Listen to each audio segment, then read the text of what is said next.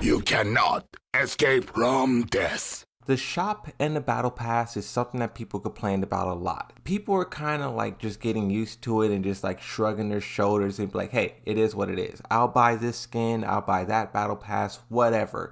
But I just cannot get over it. I constantly think about what the possibilities were in the past games, and I just cannot move on. It's bigger than just money.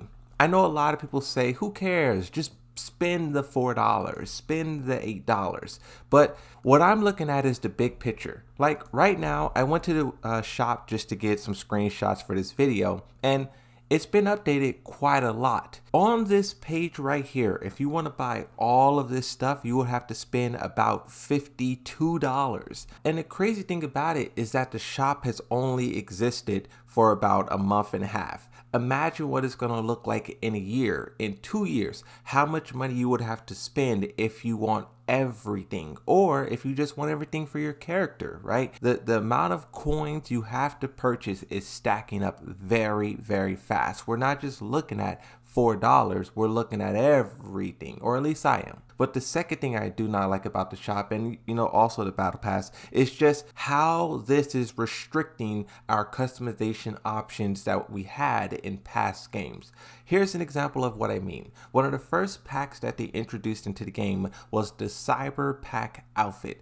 One thing that was trash about this is that they split it into two. You have the males for $4 and the females for $4. If you play, let's say, Lily, and you want to make a matching outfit for Harang, well, you got to spend $8 to do that. That is just pure greed. But even when you put the price of these things aside, the Cyber Pack isn't some new original idea. Players were quick to notice that the Cyber Pack is just a remodeled, updated version of an alternate skin that Harang had in Tekken 7. So this is the whole thing. They're bringing back past things. Yes, they're tweaking it a little bit here and there, making it look polished, but they're saying give us money. One of the packs that's going to be added in the most current update is the Shinobi Ninja outfit. This probably also will be updated and made to look really, really cool, but once again, it will have that $4 price tag. It will also probably be split into male and women, so that's a total of $8.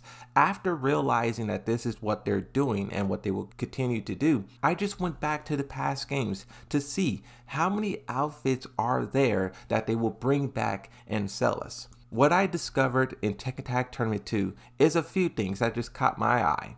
One, you have the superhero outfit. Expect this to come to the store eventually for $4. You have the knight armor. Expect this to come to the store. $4. You have the samurai outfit. Expect this to come to the store for $4. What I was realizing on a live stream when I was talking about this is like, I was so disappointed because I was like, why don't they just put all that stuff into the game for free, but then give us new outfits on top of it? Like if the store had totally brand new ideas, it would be amazing. Like just think about this. What if they added a astronaut outfit? What if they added like sports attire? What if they added like Santa Claus gear, Halloween, whatever type of holidays? Or there's so many new and amazing ideas out there that they could bring into the store, but they went the lazy, greedy route of cutting out content that we already had for free and bringing it into the game. Right now, the way that they're adding in all of these skins and all of these outfits is atrocious. You have the headpiece, and then you have the entire suit. In past games, it was split up into three. You had the headpiece, you had the torso, and then you had the bottom. Now, this allowed you so much customization variety. And now in Tekken 8, when you purchase a skin, you're losing a lot of that. You can't customize this pair of pants with that shirt, and you can't mix and match these things. So you're paying money for something that was free, but you're also losing a lot of customability with these things. Another example of that, I went back to Tekken Tag Tournament 2, and you could just see, like in the video, I was just mixing and matching all of these things together. A samurai hat, a default top with karate pants. It was so many different ideas and so many different ways you can express your character, especially when you talk about changing the color on all of these things. You could get really crazy with the customization, and this is why players loved customization, because of all of the different combinations and possibilities. But with Tekken 8, not only are they recycling a lot of old content, but the way that they're doing is sloppy and lazy, and you lose a lot of like variety in the game. A quick update slash correction. We finally got a look at the Shinobi Ninja outfits, and they did it. Exactly what I was complaining about in the previous segment of this video, they did here. You have the mask, the torso, the pants, the boots, everything is separate, which means you can customize it and rematch it. But the reason why I left that portion of the video in there is because, one, I want them to see that this is what the players want and to keep it going. Splitting them up adds so much value into the game, and the fact that they now did it for the Shinobi Ninja, I hope they continue to do that for the other outfits and things that they add to the game. I was just looking, and like there was so many characters who didn't have their iconic outfits. Like King had the full tiger outfit, that's gone. You know, Jack has a lot of cool customization options in Tekken 7, gone. They will probably drip feed all of this old content into the game over the course of about 2 years, and I don't know if we'll get anything new, exciting, and refreshing before then. Also, while I was working on this video, I started to look up Fortnite outfits and skins, because that's what every company strives to be like. Fortnite aren't the ones who made the battle pass or created the idea of skins or cosmetics, but they're the ones who really like popularized it and showed that this can make you $1 billion with ease. But what's interesting is every company saw the money that they made and wanted to copy it and imitate it, but they're all doing it in a worse, lazy, sloppier way. The cool thing about Fortnite is it wasn't this game that had a long line of spin-offs and games before it. It was a new IP.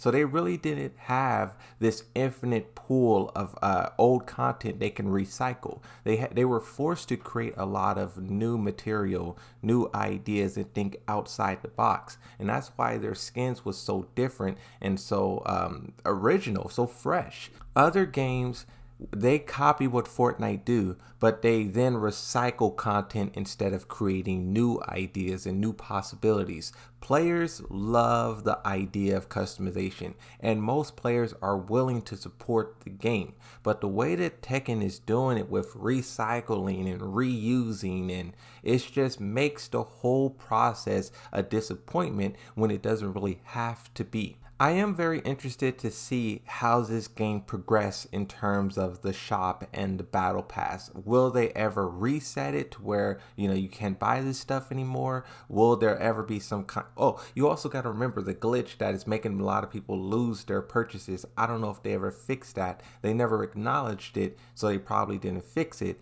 But you just have weird things like this that just is existing, and when we get 2-3 years into the lifespan, what is all this stuff gonna look like? I didn't purchase the most recent battle pass, and it's like I'm gonna lose out on that content forever. Would they ever give it to us again or free, or give us the opportunity to purchase it? I feel like the battle pass, there's gonna be a lot of stuff that we miss out on, and you either buy it or you never have it. But then the skins, it's all gonna be so high priced, and also recycled so far down the road, and it's just like, it didn't have to be this way. But it's bigger than just the price. We're losing a lot in terms of customization, and I don't think we fully understand what's happening, and hopefully this video can alter the course before it gets 2 years down the road, and then everyone start realizing what they missed out on.